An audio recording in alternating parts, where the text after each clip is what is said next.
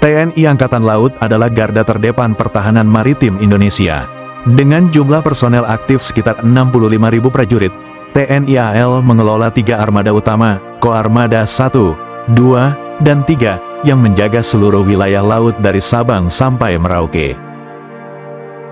Dipimpin oleh Kepala Staf Angkatan Laut, Kasal, kekuatan ini bukan hanya simbol kekuatan militer, tapi juga alat diplomasi dan penjaga kedaulatan nasional di zona ekonomi eksklusif.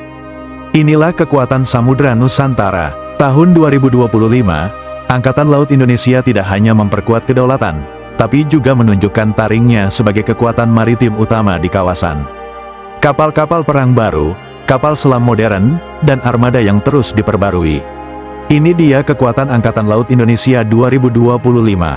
Hingga pertengahan 2025, TNI AL mengoperasikan 168 KRI aktif dan lebih dari 245 unit kapal total, termasuk kapal cepat, patroli, penyapu ranjau, dan LPD. Inilah highlight armada utama TNI AL saat ini. Diperkuat 6 kapal selam, termasuk kelas Changbogo dan 2 unit baru kelas Scorpion yang sedang dibangun, 9 fregat, termasuk fregat Sigma dan kelas Ahmad Yani, 11 korvet, termasuk kelas Bung Tomo dan Bung Karno dan 24 kapal cepat rudal. Juga diperkuat 6 kapal LPD dan puluhan kapal angkut tank. Tahun 2025 menjadi tahun penting dalam program modernisasi. Kapal-kapal baru diluncurkan, termasuk KRI Bung Hatta, 370, korvet stealth buatan dalam negeri, resmi bergabung sejak April tahun 2025. Frigat Merah Putih, hasil kerjasama dengan Inggris, mulai dibangun pada akhir 2022, dan kapal kedua sudah dimulai pada Juni tahun 2024. 2 kapal selam Scorpion dirakit bersama Naval Group Prancis, dengan kemampuan AIP dan torpedo modern. Selain itu, PT PAL menjalankan program besar R41 untuk merevitalisasi 41 kapal perang yang usianya mendekati batas layanan. Hasilnya, kapal lama disulap menjadi lebih canggih dan siap tempur. Pengamanan wilayah maritim Indonesia yang luas, lebih dari 6 juta kilometer persegi, menjadi tantangan utama. Oleh karena itu, TNI AL memperbanyak kapal patroli kelas OPV, Offshore Patrol Vessel.